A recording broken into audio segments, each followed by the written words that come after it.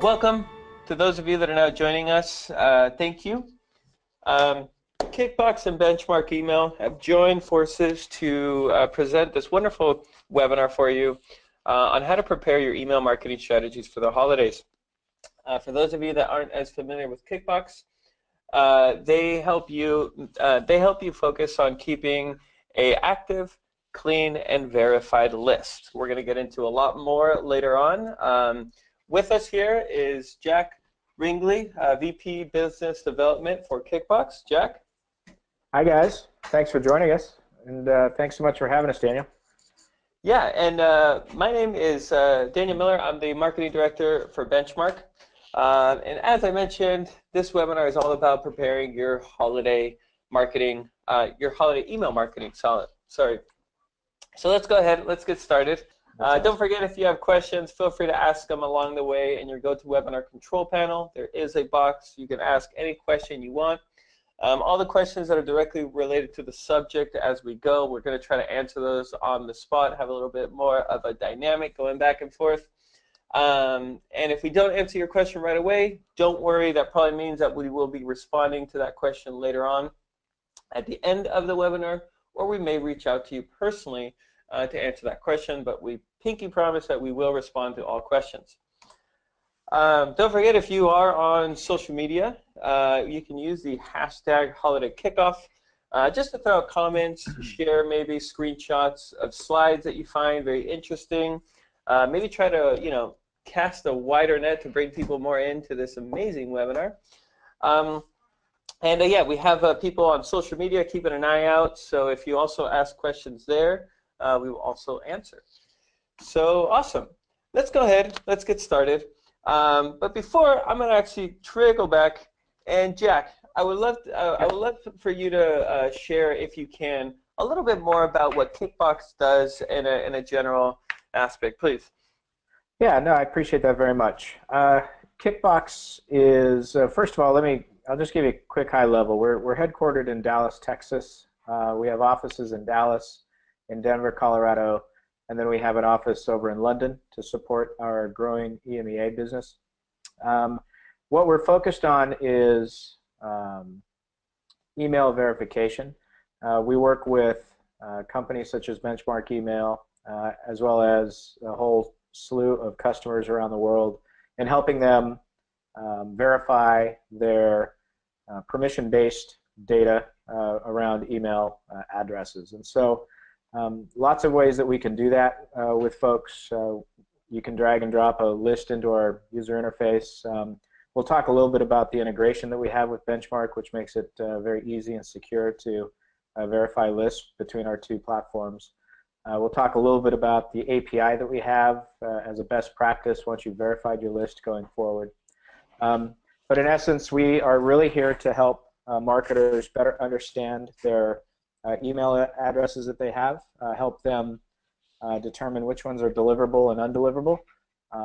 And it's not so that they can have a smaller list, but it's really so that their overall performance of email campaigns and things like that get improved. In addition, they're going to save some money, obviously, by taking out undeliverable email addresses and not sending to those. Overall, they save money in the long term. But that's what we're focused on, and we work with over 7,000 different businesses around the world today, and we love basically helping marketers do their job a lot better. Awesome. Jack, thank you very much for that detailed explanation. Yeah, one of the things is, when it comes down to list verification, way before I even got into email marketing, I had no idea what that even meant, right? I mean, if an email bounces, who cares, right? It just bounces, and that's the end of it. But really, how that affects your overall reputation as you continuously send and as your list gets bigger and bigger, the ISPs don't really like that. It's not just people who mark you as spam. It has a lot to do with the bounce rate and so forth.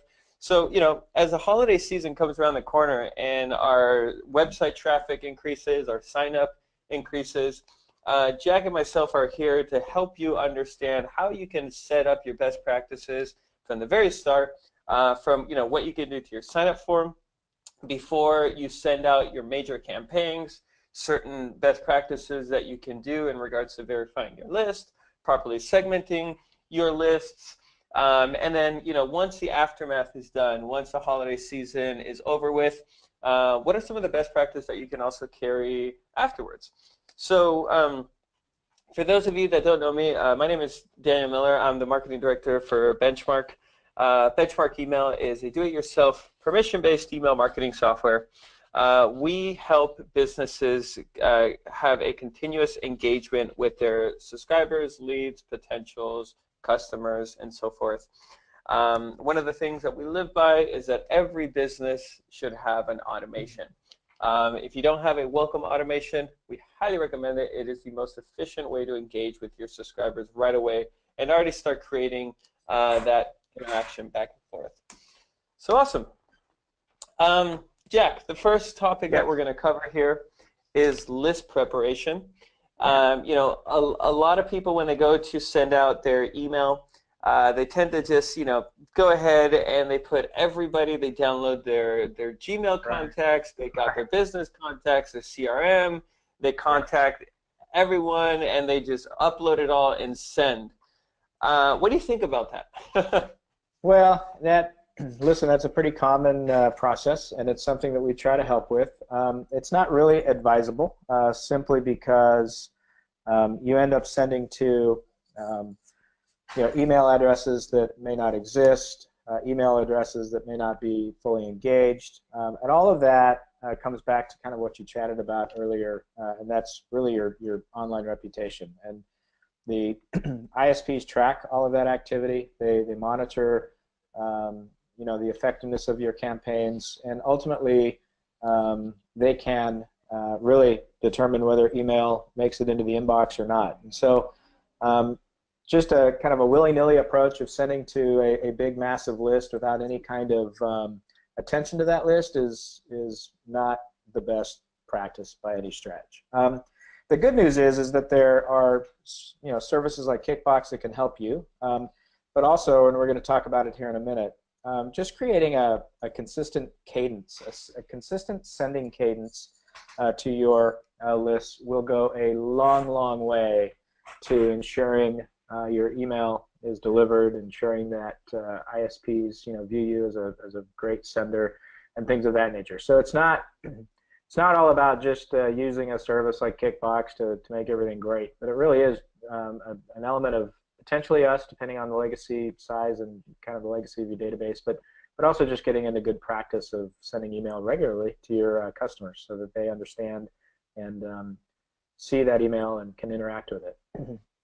But Awesome. In terms of verifying existing legacy stuff, what oftentimes happens, Daniel, for us anyway, is we kind of go through these fire drills, and we'll talk about a bit of it here in a minute. But oftentimes, how we gain a customer is because the ESP, such as like Benchmark, has stopped that customer from sending. And the reason they've been stopped is because their data isn't necessarily great, and that's often a result of marketing people inheriting old data.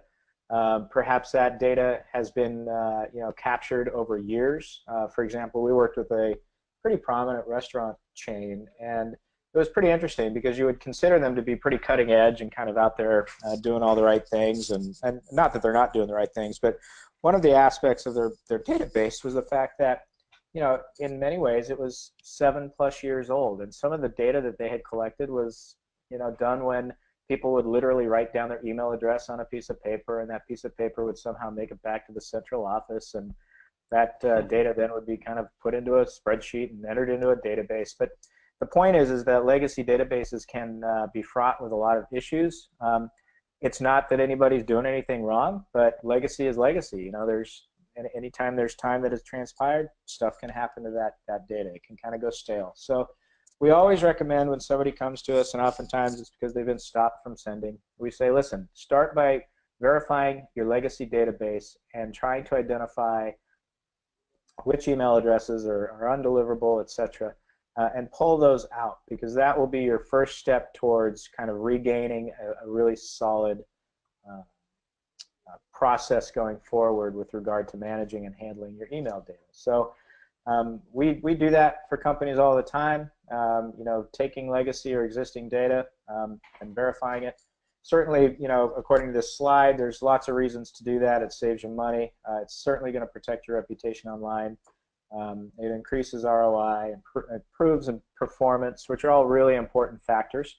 But oftentimes it gives a marketing person sort of peace of mind as well, because not all marketing people have been involved with the marketing program that they're currently managing from the inception. And so it's kind of nice at times to have that legacy base sort of verified, because it kind of puts you at a point, if you're the manager of that data, it kind of brings you to a point where you can start then building on a really solid foundation. So those are some of the things that we learn about from customers that use us, and this is certainly some of the things as to why we think it's important to verify kind of legacy or existing data. Great. Two main questions come to mind from what you're saying. Sure. You mentioned that a lot of the times you guys get new customers when an ESP has really stopped them or shut them down or something like that. Yeah. But before they get to that extent, what are some of the early signs that someone can look into to be like, oh my goodness, I don't want to get shut down, I don't want this to happen? Yeah. What are your thoughts on that? Yeah, no, that's a great question. So the reason why I think it's important to kind of highlight the fact that people can get shut down is because of the time of year we're in. What ends up happening is, as everybody knows, the sheer volume of sent email goes through this roof this time of year, right? And what ends up happening is it's being sent by people that haven't been sending on a regular cadence prior to, say, the fourth quarter. And so ISPs start to see this, ESPs start to see this, and all of a sudden you have customers that are sending a vast amount of email to lists that otherwise weren't detectable because they weren't necessarily sending as often. And that's what causes the problem. So if you think of it from that perspective, one of the best ways to prevent any kind of issue in the fourth quarter around holidays is, again, get into a consistent sending cadence with your email programs to your customers throughout the year, so that it doesn't go from, oh, I'm sending very little, to all of a sudden I'm flooding my customers' inboxes. Does that make sense? Yeah, that's a great point. So that is, a flag that for 2018 everybody should look at. They should look at their cadence and see if they can adjust it so that they limit any impact of increasing that sending process in the fourth quarter. Can they limit the impact of that by perhaps sending on a more regular basis in the first, second, and third quarter? So that's one. Certainly, pay attention to some of the great data feedback you guys give them. For example, open rates, bounces, all those basic kind of blocking and tackling data points that they should be paying attention to through the service that like you guys provide. Pay attention to that and be proactive and remove email addresses as they can, and segment. We're going to talk a little bit about that, but really, be proactive with your data as you are sending, so that come the fourth quarter, when you start to ramp up and increase, you've mitigated a lot of the issues that potentially will arise through an increase sending of an email. So those are a couple that I would just kind of highlight. And what's really cool about those are both completely manageable throughout the year. Those aren't, something that you've got to be, super sleuth and be looking for a particular red flag. It's just, it gets down to, proper cadence, so that as you ramp up, it doesn't, come across as anything bad. And then just managing your data throughout the year to ensure that any poor data is handled in the first, second, and third quarter, rather than waiting until benchmark stops you or whatever before you, deal with it. As much as we love that, because we love helping people when they've been stopped, and most we can help, it's better to avoid seeing us, in a fire drill in December, and potentially just doing the right thing for the first, second, third quarter. That's a really good point. And what you were saying is, there's certain people that have like a list that they send to on a regular basis, and around this holiday season, they somehow gather a list that's 4 times the size of what they normally send. And that's when the bounce rate, the abuse rate, and all that really starts to come through. So Right. I agree 100% with you. The more regularly that you can send to your subscribers, you're gonna spread that overall bounce rate that you may get throughout the year. Meaning, as email addresses start to bounce, if you're using a system like Benchmark Email, we will exclude those hard bounces from your next send. Right. But only we can only see that if you send to your emails on a regular basis. If Right. you have this hidden list that you never send to, and you whip it out at the end of the year for this promo, you may get a really high bounce rate, which would lower your open rate, and of course, a lot of your emails may not even get to the subscribers because the ISPs do not like to see that type of jump, if that Right. makes sense. Yep. Awesome. Yeah. All right. So we talk a little bit about API, right? And just Right. just to make sure that everyone understands what a API is. You know, API is really a method of connecting two pieces of software via a common language. So in this particular case, can you talk to us a little bit more about how you guys, like what does your API do, and what are some of the Sure. things that people can do with that? Yeah, no, I appreciate that very much. So as we kind of talk about avoiding the fire drill of bad data in the fourth quarter, sending regularly and on a kind of consistent basis, and paying attention to the data that you guys are providing them in terms of their list throughout the first, second, third quarter. Um, Ironically, one of the biggest issues people have is when they collect email addresses in the first place, and um, they're, the biggest issue oftentimes is just typos. So somebody might put in their email address, which should be Gmail, and they type in Gmail, or they do something that's silly. They might forget an L in their word in their name. Whatever that might be, all of those things compound the sending issue for the marketer. And those things really do a lot of things. They make it impossible to send to that email address because it bounces. And because of that, you've kind of lost the ROI value of collecting that email address in the first place. And now you're running the risk of having a negative impact to your kind of online reputation through sending to poor email addresses. So one of the things that we advocate with our fire drill customers is, okay, once we get your data kind of back to a normal place where the ESP and everybody says it's good to send, a best practice is to start plugging in our API at the point of capture. So wherever you capture an email address, whether that's off a website, a form, it can be, we have people using our API through CRMs, electronic points of sale.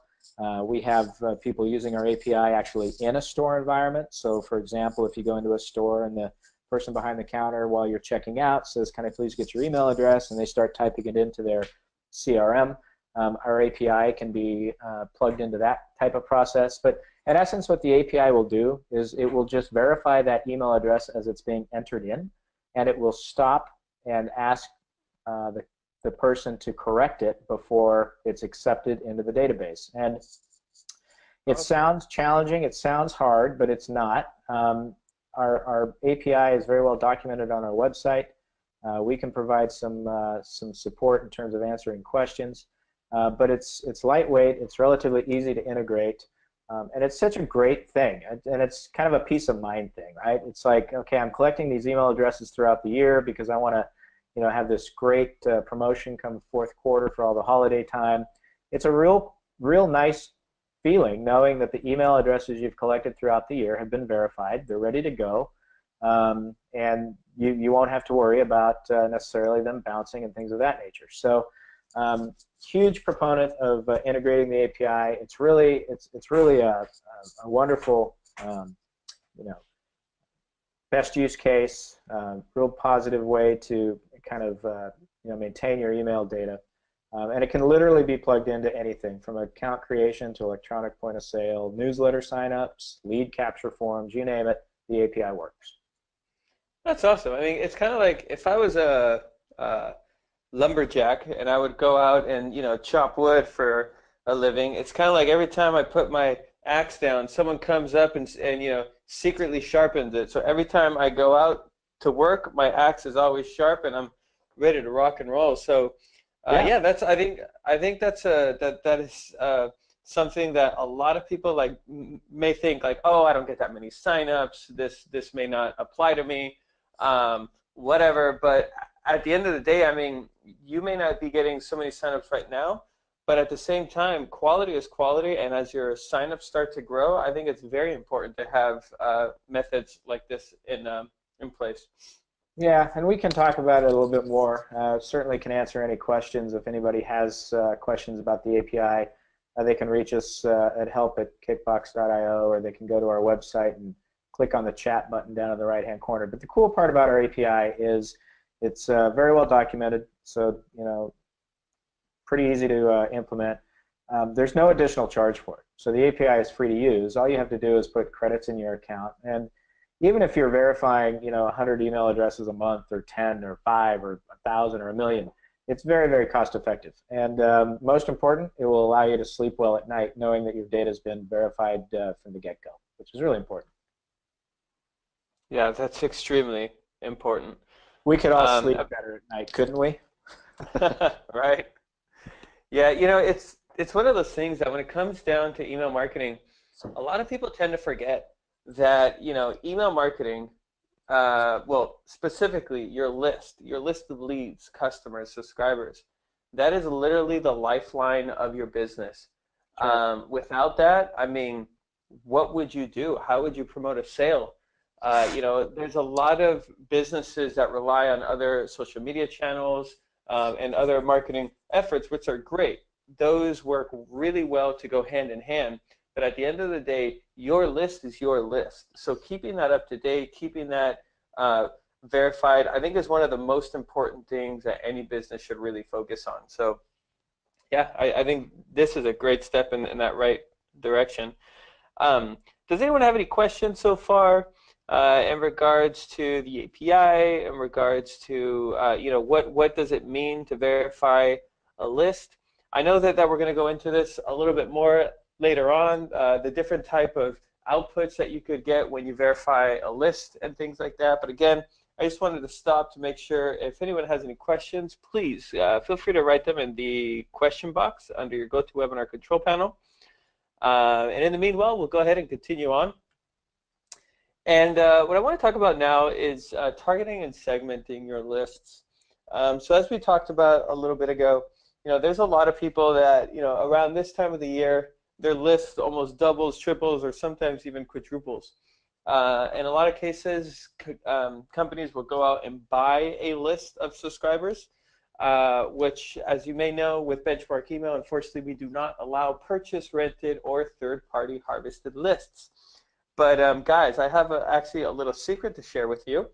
And the secret that I have is if you have bought a list, it's not the end of the world. You may not be able to upload that directly to Benchmark Email, but here's a cool tip on what you can do. If you have a business account on social media, on Facebook specifically, Facebook has an option to where it allows you to create an audience on the channel for you to create an ad to promote to. So your purchase list, instead of uploading it to a service like Benchmark, you can actually upload it to Facebook and create an ad. Create an ad that may request them to sign up to your emails. So what you're doing here is you're taking a list that you purchased from a company that, it's probably a list of people that may show interest in the product or service that you provide. And now you can take that list, you show advertising to those people, and at the end of the day, you'll have a list of qualified leads that are not only showing interest in the product or service that you provide, but they want to hear specifically from you. Not only can you do that in Facebook, but you can also do a lookalike audience. So you can take that list and then tell Facebook, hey, find me people that are like these people that I just uploaded. And now you can expand that ad to way more than that list that you may have bought of 10,000, 1,000, 100,000. You could expand that to a couple million by simply uploading it into Facebook and pushing ads to those people to sign up to specifically receive emails from you. The benefit of that is, of course, they are now opt-in. So when somebody receives an email from you and it's totally cold, they don't know who you are, they don't know the brand. Yes, you're right, they may be interested in the product or service, but here's what we have seen that happens more often. Instead of somebody saying, oh, this company looks pretty neat, they offer a service that I like, the response that people normally have is, how the heck did they get my email and why are they spamming me?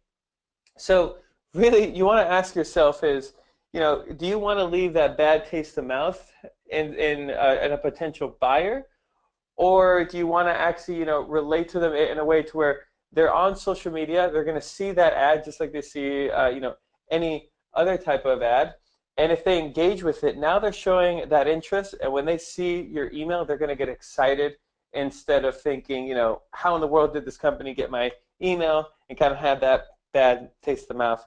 So going in for that, one of the things that I want to talk about is to target and segment your list. Just like Jack mentioned, avoid sending all at once, and avoid just compiling a big old list and trying to send to that. What we highly recommend is to segment your list. Segment your list in whatever categories that you can think of, but avoid sending everything at once, and even try to tailor your message to the specific segment. An example, all those people that you may have gotten from Facebook, from uploading that list and getting the audience to engage with your ads on Facebook, as they subscribe to your emails, you may include them in a specific Facebook list that you reach out to them in a slightly different way. You may have a specific promo going on through Facebook. You may want to relate to some of the topics that you've been talking about on Facebook first. Things of that nature to really try to connect with them from where they came from. Same thing if you have different types of contacts, maybe your least engaged, your most engaged, your VIP customers, your recent leads versus all existing leads. Try to find different ways to really separate your list of subscribers and try to do different sends. Now, when I say different sends, I'm not saying to do one per day or something like that. You can schedule all of the emails to go out in the same day, but they're going out in different batches. The ISPs like to see this as well. The ISPs such as Gmail, AOL, Yahoo, they don't like receiving too many emails at once from one person. But if you send it in batches and they see that the message is slightly tailored, they also see that you're taking, you're going above and beyond to ensure that you're sending the right message to the right people. So in regards to targeted and segment lists, be sure to at least segment your list in a couple of buckets. Again, some of the examples that we see here on screen, least engaged, most engaged, this is probably one of the most common ones.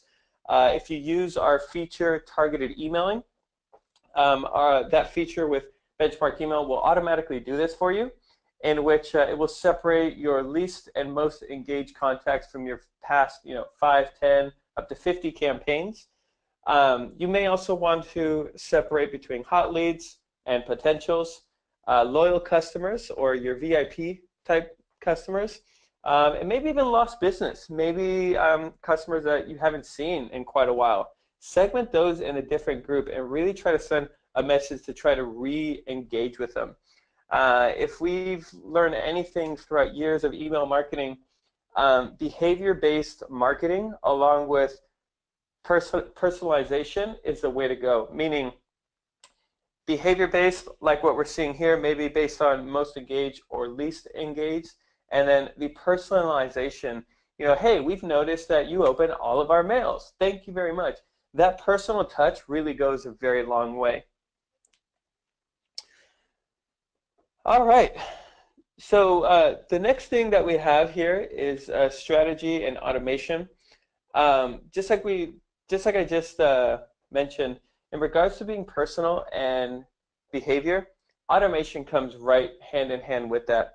As I mentioned at the very beginning of the webinar, we believe that every business should have at least one automation. A welcome series, cart abandonment are the two pretty much must-haves. But again, sticking to the at least one, we highly suggest to at least have a welcome series. Especially now with the holidays, your traffic to your website is going to increase. The signups to your emails are going to increase. Make sure to provide a warm welcome as people subscribe. Some tips on the welcome email: avoid trying to sell in the welcome email. I really don't like it when I sign up to something and they try to sell to me right away. I'm sure everyone has heard this before. A business relationship is like any relationship. You got to warm it up. If we talked about this as dating, and Jack, if I just met you and said, "Hey, Jack, you want to come home with me and Netflix and chill?"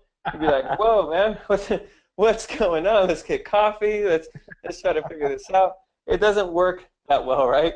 Well, with selling, it's very similar. When somebody signs up, provide them a welcome email, and give them a little bit of your company personality, of company brand.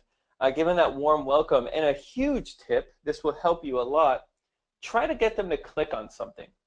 And what I mean by that is don't sell anything, but maybe say, "Hey, this is one of our best blogs. We think you'll like it. Check it out." And what happens there is when they click on that link from the first email that they receive from you, it's telling their ISP, whether they're using Gmail, Hotmail, AOL, whatever service, it's telling them that, hey, this email from this sender is liked by this subscriber. Let's make sure that this email always gets to the top of the inbox. So kind of keep that in mind to where every email you send out should have a true purpose. Don't just send emails for sending out. That's a waste of time for you, for your subscriber, and for the reputation.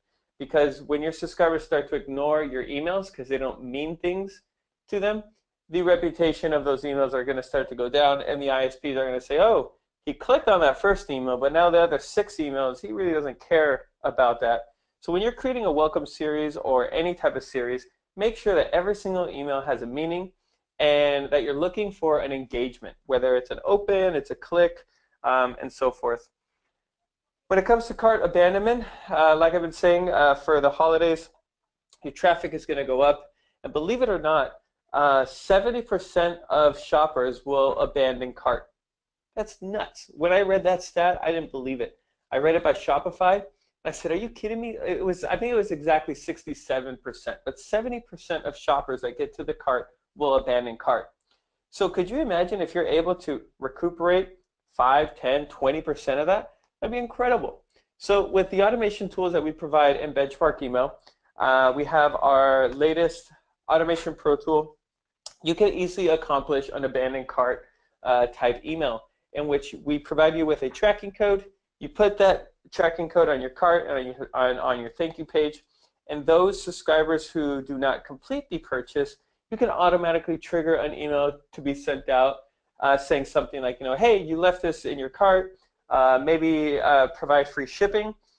From the stats on Shopify, I believe it was the number one reason people abandon cart is because of unexpected costs, such as shipping, taxes, and other fees. So maybe a really good idea is to provide free shipping, maybe like a 10% discount, whatever you think is necessary to try to close that deal for an abandoned cart. And then we have some other type of automations that we can talk about, which are automated follow-ups or website engagement type automation. So if somebody goes to a hot page, let's say a specific product page or a pricing page, you may want to follow up with them right away. Be careful though, this can get very addicting and you can turn into a creep. You can turn into the stalker. I've seen companies do that, and you got to be very careful. There's a fine line. I can't personally tell you what that line is. It's something that you really have to test for yourself. But the best rule of thumb is follow your own moral rules. Start there and then fine tune as you go. So yeah. So any questions so far, and anything that we've been talking about, anything for Jack, anything for myself? It seems like we have quite a quiet group today. Hey, Daniel, I was going to just ask you with regard to your customers and using your automation. I'm assuming you guys offer some support in the event they have questions after this.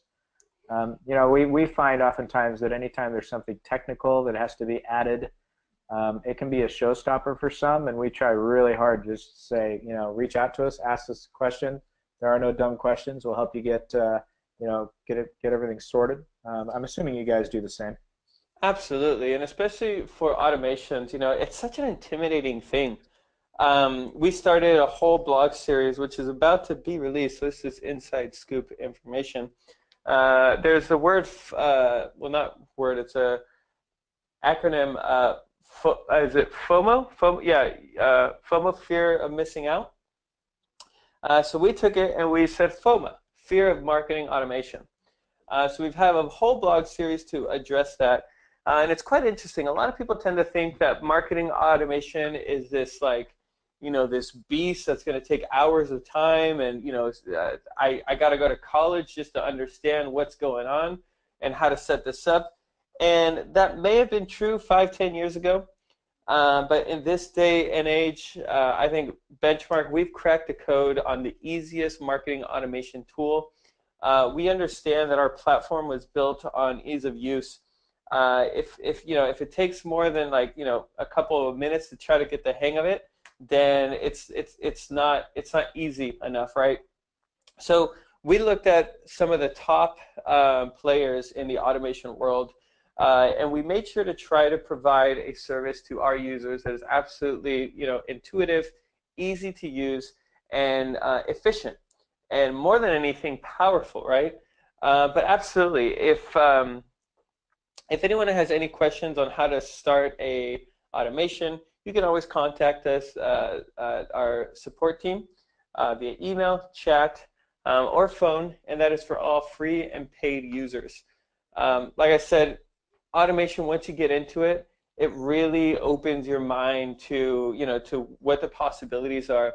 And the best part of it, what people don't understand about the automation, it saves you a lot of time, because once you automate it, you forget it, and you can go on to do what you do best, right? But the cool thing about automation as well is you're able to set a standard, meaning, let's say that I do a welcome series. The welcome series, as people start to send emails, as people start to sign up, the welcome series is sent out exactly the same time with the same message every single person that signs up. So guess what? After 30 days of that welcome series being sent out, I can easily go to the stats and see, oh, okay, the open rate is a little low, but those who open, the click rate is super high. So it really helps you understand, where the problem is on your email sends, and you can go ahead and optimize that as you go. If you try to do this manually, let's say you send your welcome email once a day and you tell yourself, oh, I got a reminder at 9 a.m. to just go in there and hit send. Guess what? There's days that you're going to be sick. There's days that you may forget. There's days that your phone may not be near you. And what's going to happen is the email is going to go out each time a little different timing. Maybe the wording, you decided to change it each time. So there's not kind of like a benchmark to compare that to. So again, marketing automation can help you with just stress overall if you set this up, timing, and of course to set a standard to how you communicate to your users, and an easy way to improve that along the way. I'd make one just follow-up comment to that, and we see it all the time within email, and not just in automation, but just segmentation, you name it, anything that has to do with sending email. And that is, it can feel overwhelming. It can feel like a fire hose. It can feel like, most people don't get moving because they don't know really where to start. And I think the cool news is that there really is no one place to start. We just always encourage people to take on a task and just complete it. So from an automation perspective, start with a welcome email. Don't feel like you have to wire up your entire process with multiple triggers here and there. You'll get to that, but just start with one, get it down, get it designed, get it implemented, and give yourself a high five for making that happen, and then kind of build from there. But oftentimes, if you really take this stuff on and you try to do it all at once, you'll end up making maybe some triggered mistakes here and there specific to automation. But it can be very daunting. It can be very overwhelming, and oftentimes you'll just stop. So it's best to just take a nibble, do your best, and then kind of grow from there. Yeah, that's very good advice. We have 2 questions that came in. Jens mentioned that he tried setting up a website engagement automation and had some difficulty with that. Jens, if it's okay with you, I would love to follow up with you personally, and I'd like to go over the automation that you tried to create and just to see where the issue is there. And then Sean mentioned when folks unsubscribe, are they automatically removed from the next send? Yes, they certainly are. Anyone that unsubscribes in Benchmark email is automatically added to your master unsubscribe list. Any email you send, before the email gets sent out, our system automatically checks the contacts that the email is going to against the master unsubscribe list. If it finds a subscriber that's on that list, it makes sure not to send to that subscriber. Awesome. So actually that brings us perfect. Going into the sending tips. So Jack, in regards to some sending tips, what are some of the things that you see maybe mistakes or success experiences that you could say in regards to sending throughout a holiday season like this? Yeah, it just really gets back to what we've been talking about, and that is a lot of people will literally start sending like crazy in the fourth quarter. Some wait until the end of November through the early part of December, and ultimately that's just not a great way to maintain a good reputation online with ESPs, ISPs, and not really a great way to engage with your customers. Unless you are completely focused on that kind of, you have a product or a service that is only applicable, around that time, then maybe, but that's really rare and far between. So what this all gets back to is just a consistent approach. And, I just mentioned sort of the fire hose process, right? And how it can be very overwhelming. A lot of businesses don't send email throughout the year because they get kind of frozen and they don't know really where to start, right? And so when you start getting kind of frozen and not really sure where to start, sometimes your cadence doesn't happen, and you might send every few months when in fact you should maybe be sending once a month, etc. Just like everything else, start at a point and just do it.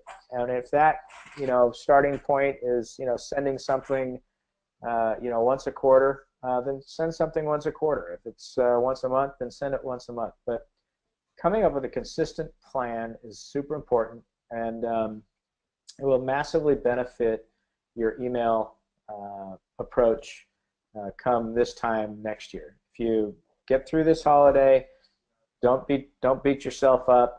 Get through it, and then create a plan of just consistent, relevant sending throughout the course of the year. You'll be in great shape. And don't feel overwhelmed that you got to send something every 2 hours. Just take a look at your customer, try to understand maybe how often you have been sending, see and test it a little bit. Get to sending once a month, get to sending once a week. That type of thing is and you'll figure out very quickly what your customer will tolerate, what they'll be into. And then, of course, as this slide shows, always give your customer the ability to opt out, which I know Benchmark Email does.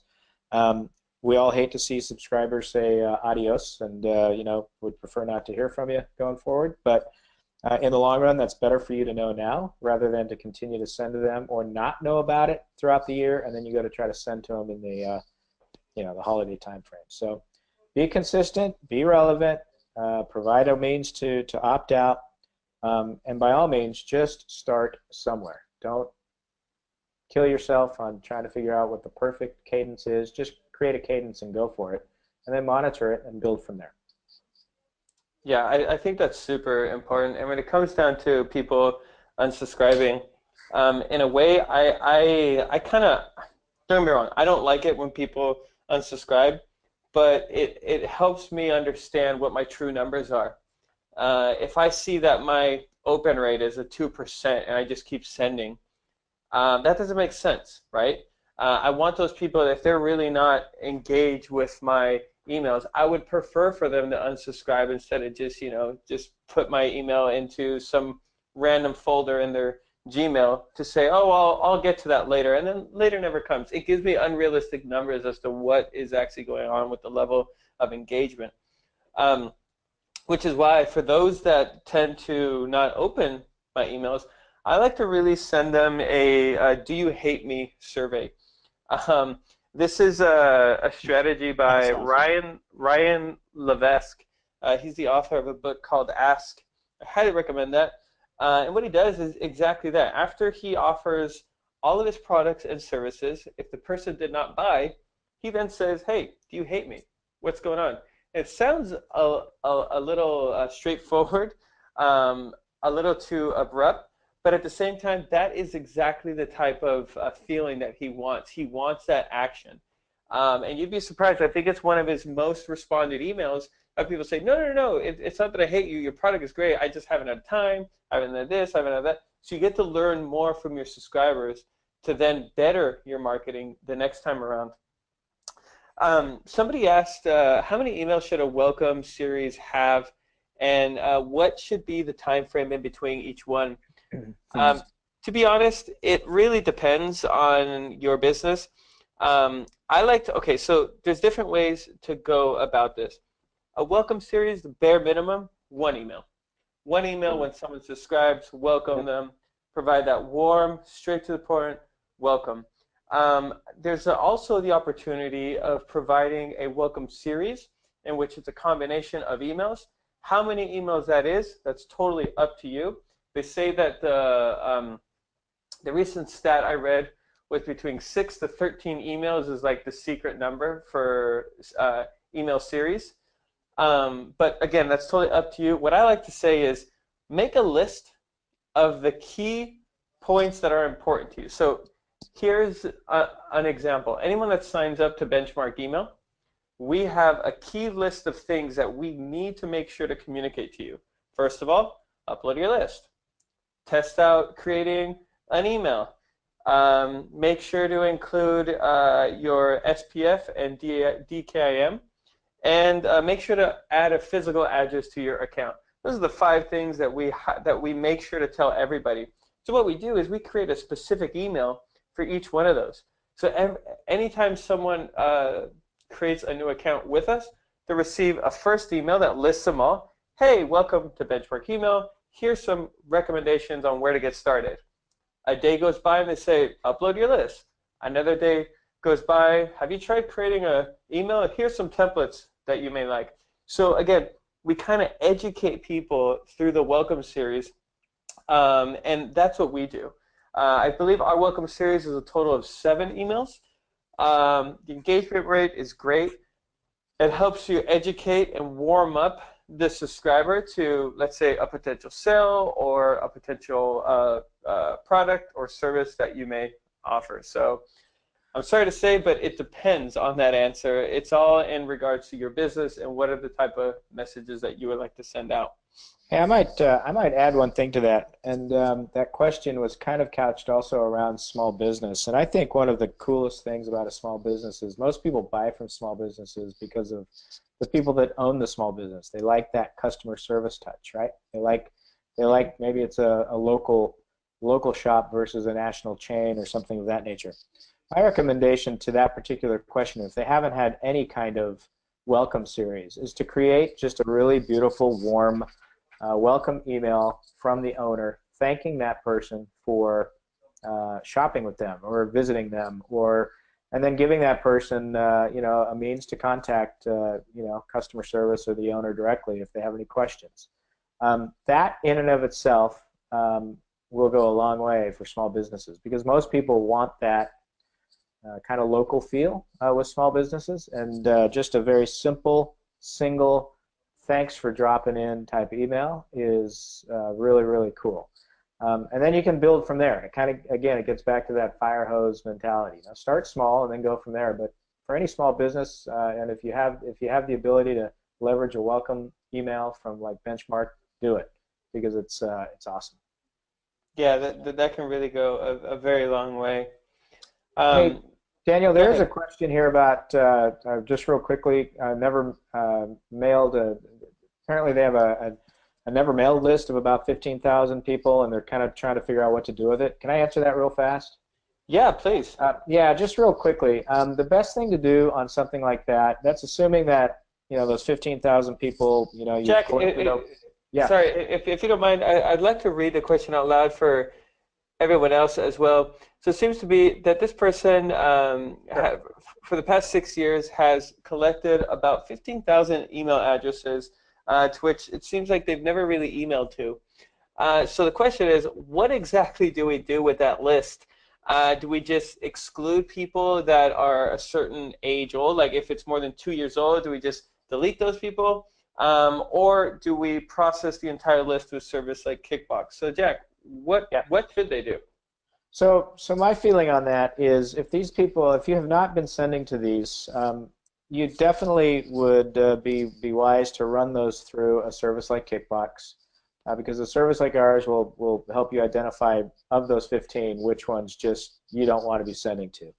Once you get through that step, I would then absolutely look at creating a re-engagement type campaign that allows you to start communicating with those people in a very cool way, gives them the ability to kindly opt out, but most importantly gives them the ability then to start engaging with you again.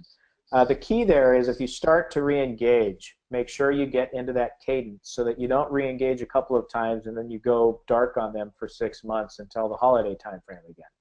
But good, proper process, verify that list, get it to a point that that list is all deliverable, and then start a re-engagement process to get those people back in kind of an engagement mode with you. That would be my recommendation. Awesome, I couldn't agree with you more. There's another question that came in, which is, would we recommend resending to unopened emails after a few days, perhaps with a different subject line? Absolutely. Specifically, I would even try a different subject line because if that subject line didn't engage with them at that time, definitely that's the one thing that I would at least try differently. Um, when it comes down to how long after should you wait, I think 2 to 3 days after the email was sent is a perfect timing. From the stats that we see, most emails are open in the first 3 days. 100% of the emails sent per se is normally grabbed in the first week. So the peak happens in the first 3 days, and then the remainder kind of happens throughout that week. So depending on the type of email, I would say, to the closest, do it 3 days after, and to the latest, do it, I would say, a week or two after the actual send. Yep. Very Awesome. good. Well, let's carry on. So to kind of close up what we're talking about, now that the storm has calmed down, what do we do? What are some of the best practices that people can carry forward in regards to their list and email marketing? So, Jack, I believe when it comes down to, here we go, proper organization, Yeah. um, the proper data that people gather and things like that, we really want to make sure to keep it segmented. Yeah. Um, I always like to tell people, if they, if you see, I like to give the example of a clothing store. People that went to your shopping cart with shoes versus pants versus a combination of that, try to prepare your segments to automatically classify your subscribers. Now, you may not have created the segments beforehand, but make sure that when people are subscribing or when they're completing a purchase, try to gather as much data as you possibly can. So later on, you can create segments on the fly of people who purchase specific items, maybe people who bought a combination of items to then do future follow-ups with. Is there any other tips and recommendations that you would suggest? No, I think those are all really good. Again, I think what's most important here is just don't become overwhelmed.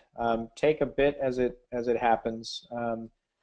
Don't try to cover it all coming out of the holidays, but do take steps forward in terms of proper organization, creating your proper sending cadence, giving some thought around how you want to make a few changes to your email program for 2018, so that this time next year you're just singing along, and it's just a potentially different environment for you. So proper organization, and honestly, just don't become overwhelmed. It's easy to do. Just don't let yourself get there. Awesome. And then one of the most important things is make sure to keep the engagement going. You know, Definitely. like we've been saying, you get a lot of traffic, you're going to gather a lot of emails. Um, I suggest setting up welcome series. So even if you don't have time to get to that right away and start your next campaign, you at least assure that the welcome series is keeping people engaged. Um, I like doing follow-up series as well. Like if somebody buys a specific product, again, let's say that I own a clothing store, I may have a series of 3 to 4 emails that go out after, kind of showcasing those products, you know, different models, different places, different things. Like I think there's a company, I forget the name of the company, but they do like camping gear and stuff like that. And I bought something from them. I think I bought a tent. And for the next month, I was receiving emails on like, you know, cool places to camp, you know, cool photos shared by other people, other customers that I bought from them. And it really just got me excited about the brand. I was telling everyone about my new tent. So, you know, that simple emailing follow-up can really give a different experience. And remember, it's not about selling, selling, selling. If you focus on the brand and the connection with your subscribers, just like this company did, that instead of telling me, you know, instead of following up saying, by the way, you know, people who bought your tent, they also bought this flashlight. Instead of doing that, they accomplished the same thing because I've gone back to their store probably 20 times after that. They accomplished the same thing by simply engaging with me on a level that connects, in which instead of just selling, they were saying, by the way, check out what other people have done with that tent. They've gone to places, you know, on the top of mountains, on the side of volcanoes, on this and that. Where are you going to go? And that got me all excited, and I'm telling friends and sharing it. So not only did they get brand exposure and to get me super excited to go camping, but they also made me a reliable customer that now I talk about them and I go back to the store every time. And gosh, I wish I remember. I think it's called Backcountry, I think is the name of the company. It's a great company. Yeah. Hey, Daniel, I was going to mention that for those that are still with us, there are two handouts available. One from Benchmark, which is a really great read, and then one from Kickbox, which will provide you a 10% discount on our services if you'd like to try that out. The super easy way to get there is just follow that URL. If you are already a customer of ours, or if you forget to use the URL, just contact us. We'll make sure you get the 10% discount. But I want to make sure that those two handouts are pointed out. You guys are welcome to download them. And any questions from a Kickbox perspective, please reach out. Awesome. All right. Well, thank you all for joining us. Thanks, everybody. Don't forget, the conversation continues on social media. Hashtag holiday kickoff. So if you guys have questions after the webinar, you can always reach out on Twitter with that hashtag. And yeah, guys, thank you very much for joining us. Jack, Holly, thank you guys very much for the presentation. And yeah, hope to do this soon again. Yep. Thanks, everybody. Happy holidays. Happy holidays.